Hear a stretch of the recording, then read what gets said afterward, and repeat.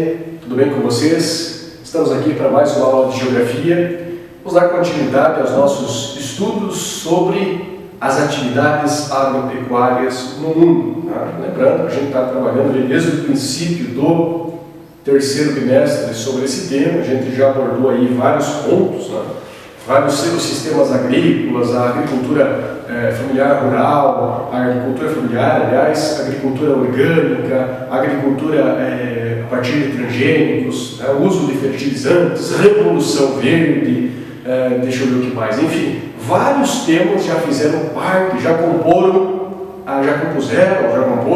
a pauta das nossas aulas, já foram temas de discussões durante as nossas aulas.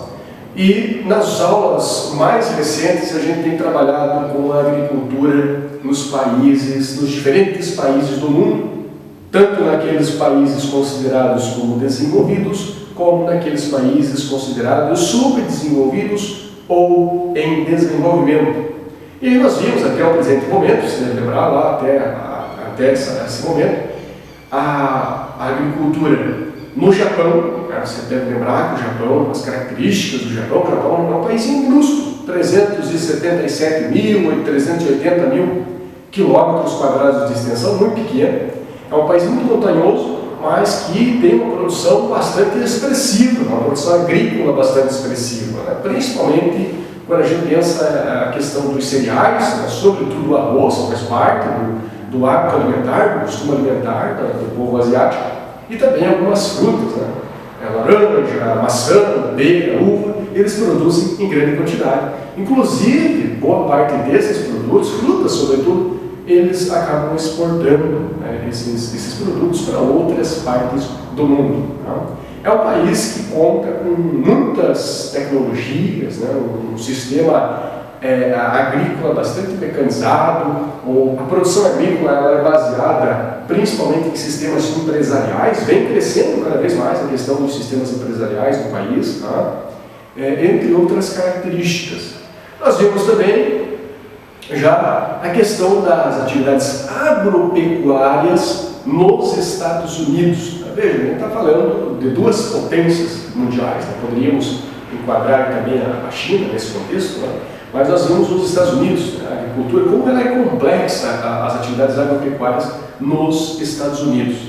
Os Estados Unidos ele vai desenvolver suas atividades agropecuárias baseadas no sistema de belts. Você deve estar lembrado. Belts é aquele sistema em que há uma especialização de cada região do país para produzir algo específico.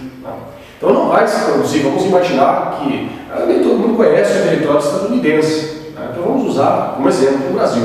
Aqui no Brasil, vamos supor que na região sul, a grande especialidade seja a produção de soja, na região centro-oeste de milho, no sudeste frutas e verduras, enfim, há uma divisão do país em setores produtivos. Aí nós vamos ter os corn belts, os cotton belts, vários cinturões que são especializados em determinados tipos de produtos.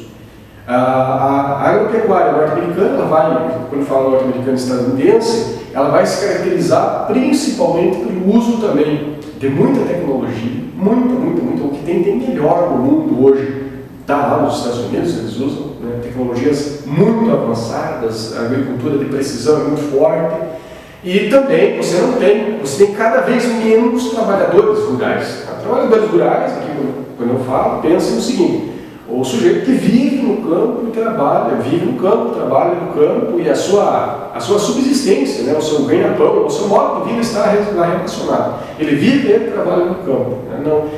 O trabalhar no campo é além do trabalho em si, mas é um modo de vida. O produtor rural, a gente conhece muito bem. Lá isso tem diminuído cada vez mais.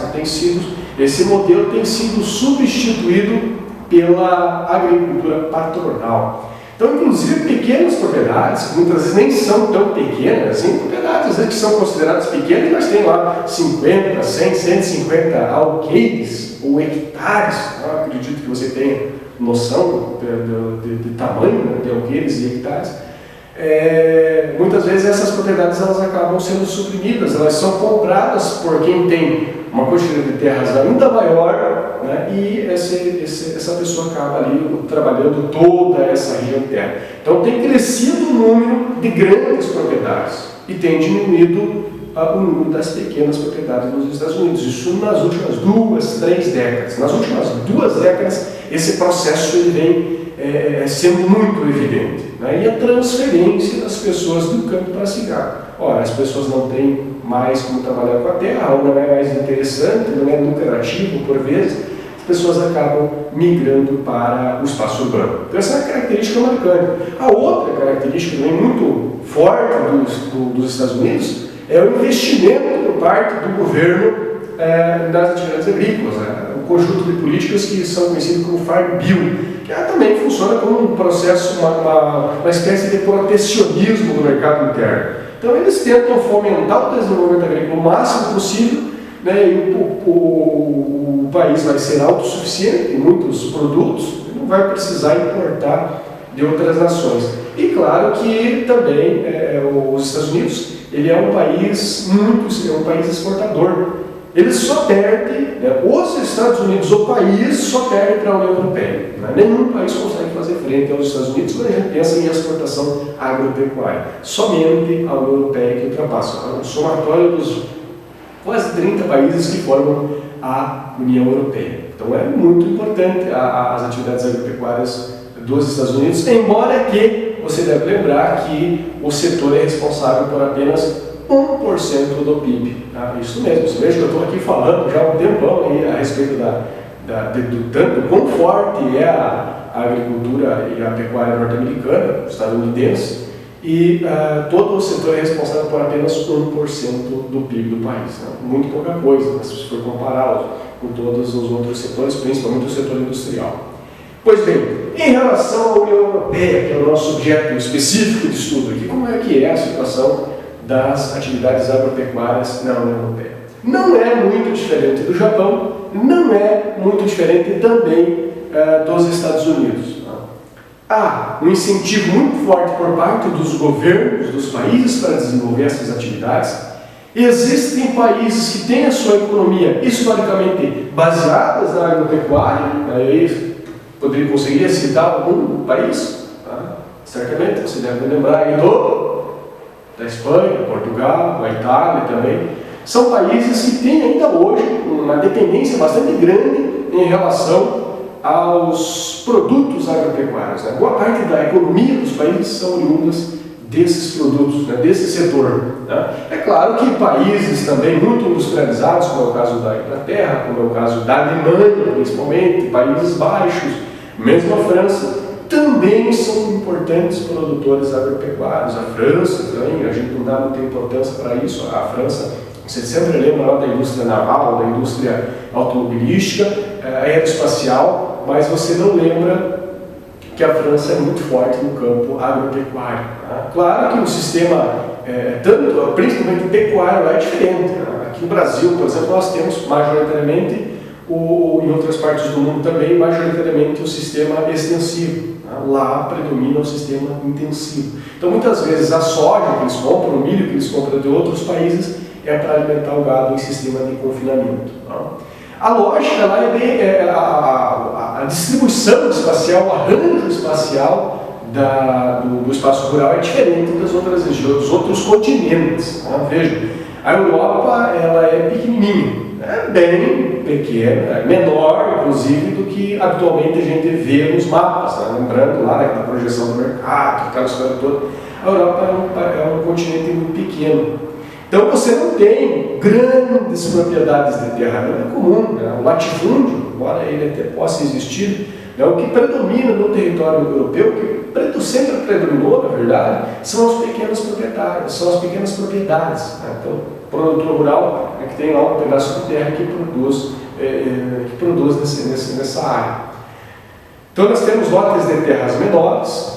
E uma coisa que também se destaca hoje, um ponto que merece destaque, são os trabalhadores, né, na Europa. Isso, inclusive, tem sido alvo de preocupação por parte dos países e até do mundo.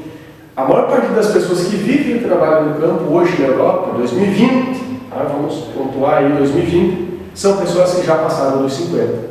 Muitos já passaram dos 60 anos, a maior parte. Uma pequena parcela, menos de 20%, vai ser de pessoas que trabalham no campo, operando máquinas, plantando, colhendo animais, são pessoas jovens, com 20, 30, 40 anos de idade. A maior parte das pessoas que trabalham no campo já são pessoas idosas, claro que em função também do processo de envelhecimento da população daqueles países. A União Europeia ela tem uma série de políticas, conforme eu havia citado para vocês. Uma dessas políticas é a Política Agrícola Comum, o PAC, que é inclusive anterior à própria União Europeia, e é uma política de desenvolvimento, de fomento das atividades agrícolas implementada em boa parte dos países e que visa, de uma certa maneira, proteger o setor agropecuário em relação aos demais países, aos outros países do mundo. Então a ideia é que os países europeus eles sejam, claro que nenhum país é totalmente autossuficiente em nenhum produto, quase em poucos produtos, mas eles tentam uma independência o quanto maior possível para que eles não precisem ficar comprando produtos agrícolas ou pecuários de outras nações. Eles têm uma certa segurança nesse sentido. Então, vale destacar também que a União Europeia, quando a gente pensa em setor agropecuário, atividade agropecuária, ela é um polo de atração. Mesmo ela tendo todo esse sistema de protecionismo, etc., ela comercializa com as outras regiões do mundo. É um dos pontos principais de comércio das outras regiões do mundo, seja da América do Sul, seja dos Estados Unidos, ou mesmo do mundo asiático.